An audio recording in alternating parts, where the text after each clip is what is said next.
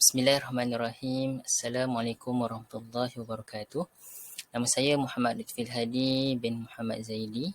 InsyaAllah hari ini saya akan membentangkan tugasan subjek EDUP 2093 Pedagogi iaitu rancangan pengajaran harian. Baik, antara isi kandungan yang akan saya bentangkan selepas ini ialah butiran am rancangan pengajaran harian, standard kandungan dan standard pembelajaran, the big idea dan the essential question, model kapasiti pedagogi pembelajaran bermakna KPPB, seterusnya pendekatan strategi kaedah dan bahan bantu mengajar PBM, dan saya akan akhiri pembentangan saya ini dengan refleksi. Baik, pergi pada butiran am.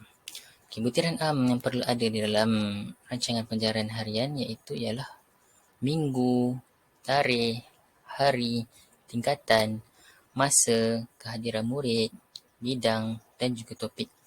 Di mana RPH yang saya sediakan ini saya mengambil daripada subjek pendidikan Islam tingkatan 2, manakala topik yang saya ambil ialah rukhsah, iaitu satu topik di dalam bidang fiqh.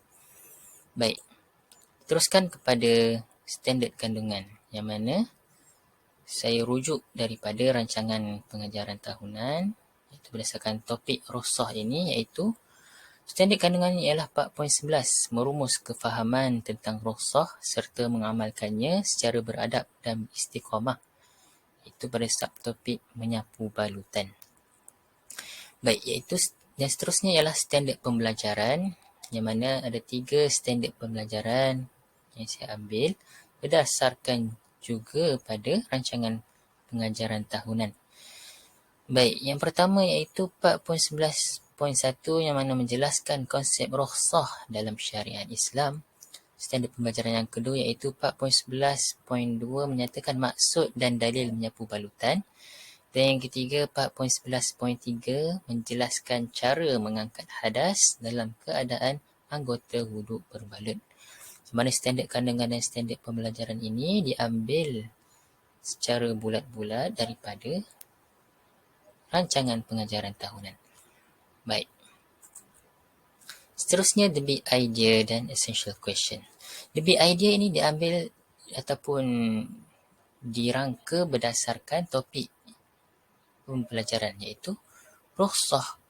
Yang mana topik rukhsah ni the big idea yang perlu dibincangkan dalam RPG ataupun dalam topik tersebut ialah rukhsah anugerah daripada Allah Subhanahu Wa Taala.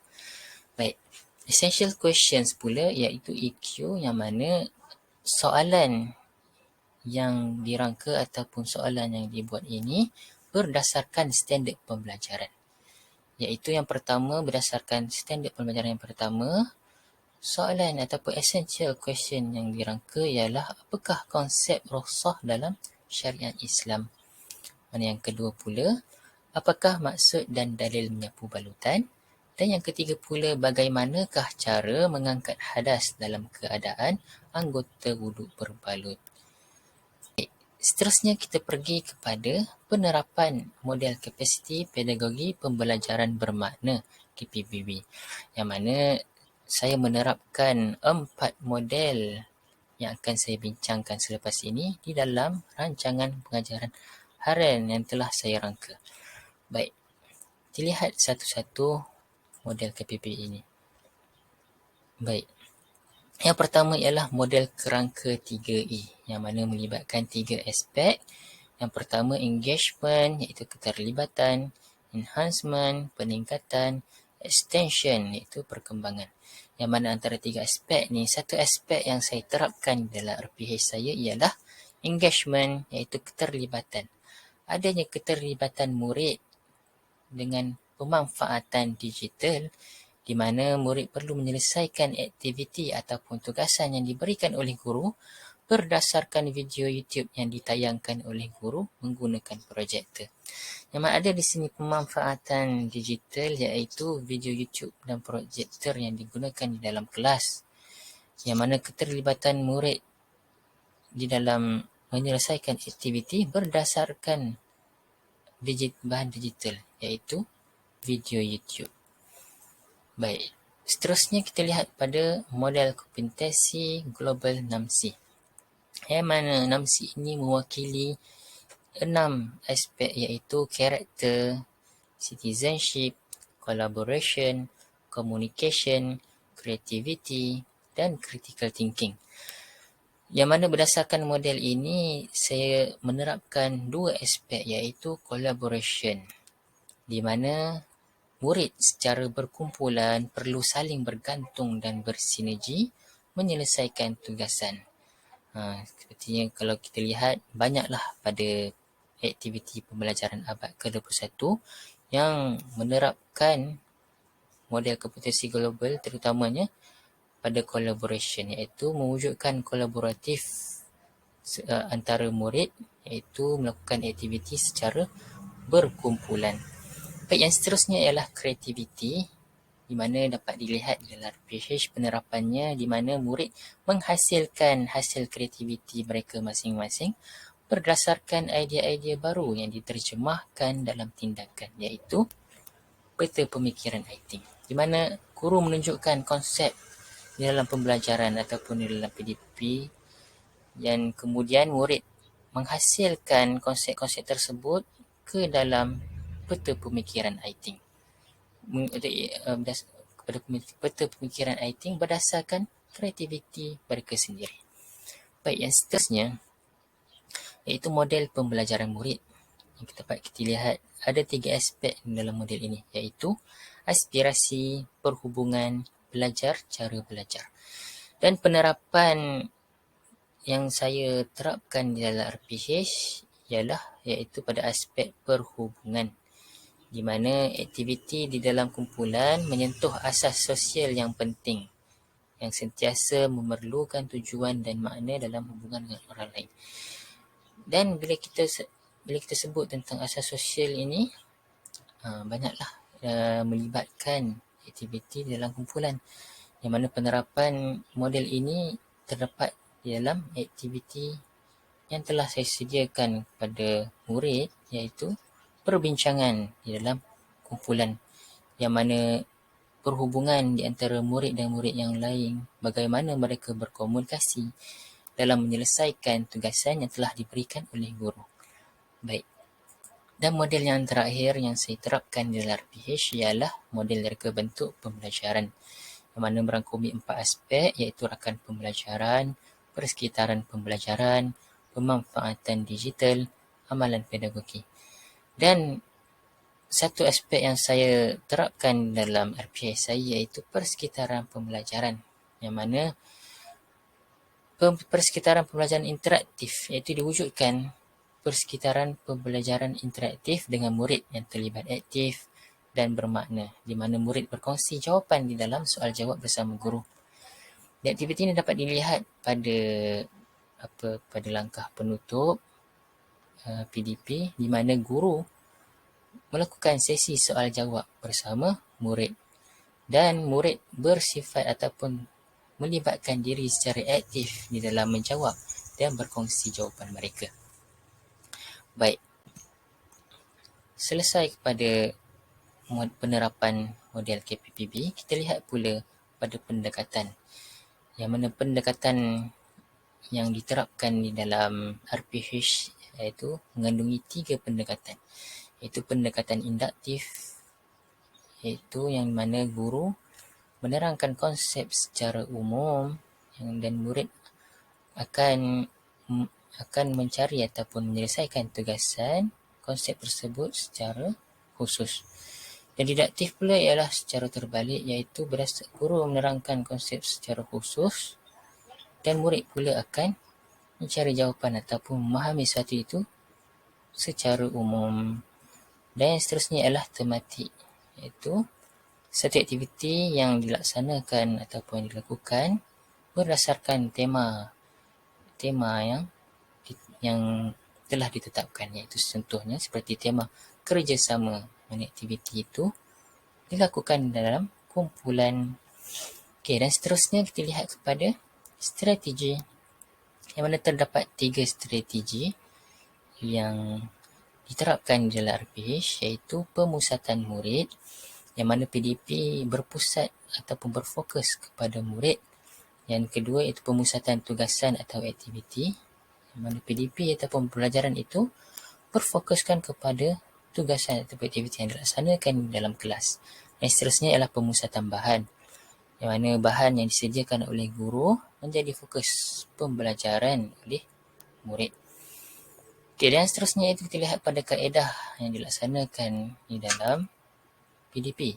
Itu antaranya adalah peta pemikiran I think, perbincangan yang dilakukan di antara murid di dalam kumpulan, pembelajaran abad ke-21 iaitu antaranya yang dilaksanakan ialah aktiviti role play, yang mana murid dalam kumpulan disediakan satu situasi untuk mereka memainkan watak mereka masing-masing dan dipersembahkan di hadapan kelas. Baik, dan terakhir kaedah soal jawab yang dilaksanakan oleh guru dan murid, yang mana guru menanyakan soalan dan murid berikan jawapan dan perkongsian daripada mereka sendiri.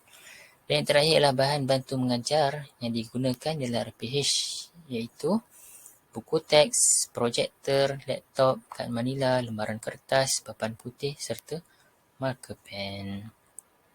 Okay, kita lihat pula yang terakhir iaitu refleksi hasil daripada RPH yang telah saya rangka dan sediakan, iaitu pada kelebihannya, iaitu kelebihan pada RPH adanya penerapan KPPB iaitu kapasiti pedagogi pembelajaran bermakna yang pelbagai, yang mana melibatkan kompetensi global 6C, yang melibatkan model kerangka 3E, yang melibatkan model pembelajaran murid dan juga melibatkan model reka bentuk pembelajaran.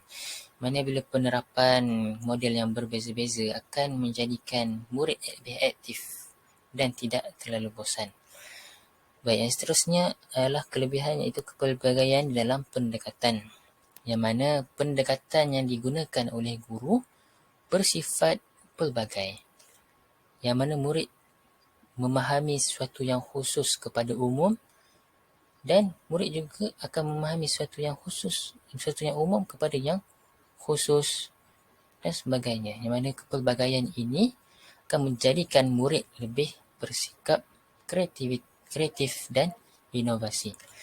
Dan kelebihan yang seterusnya iaitu strategi PDP yang berlainan, yang mana pemusatan dilakukan berfokus bukan hanya pada murid sahaja, tapi berfokus juga pada tugasan atau aktiviti yang disediakan dan juga berfokus kepada bahan yang disediakan oleh guru di dalam melaksanakan aktiviti di dalam PDP.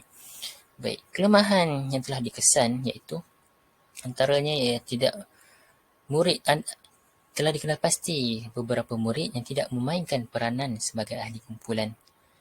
Yang mana satu aktiviti yang dilaksanakan di dalam kumpulan, terdapat beberapa murid yang membiarkan kawan-kawannya yang lain menyiapkan tugasan tersebut dan mereka hanya menggoyangkan kaki dan melihat sahaja aktiviti itu dilaksanakan.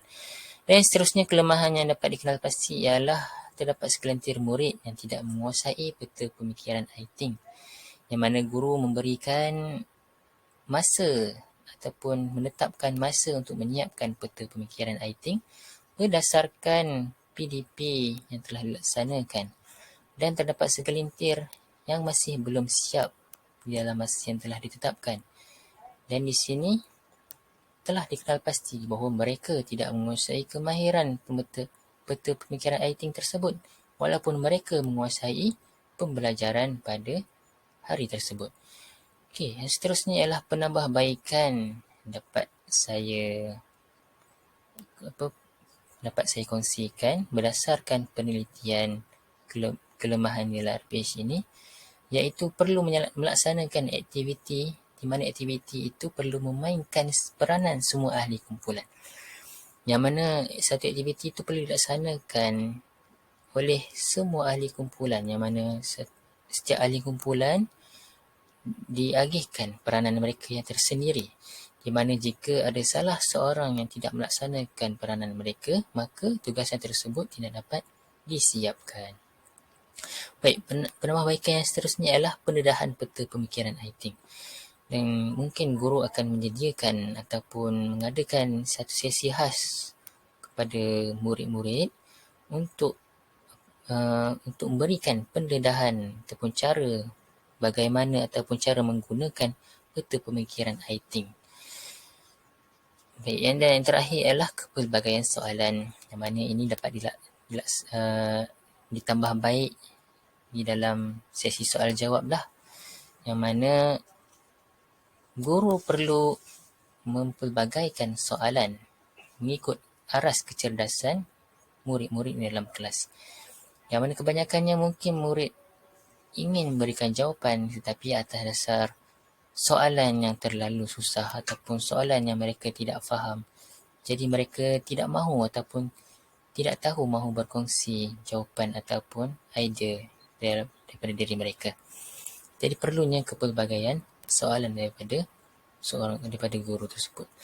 Baik, itu sahaja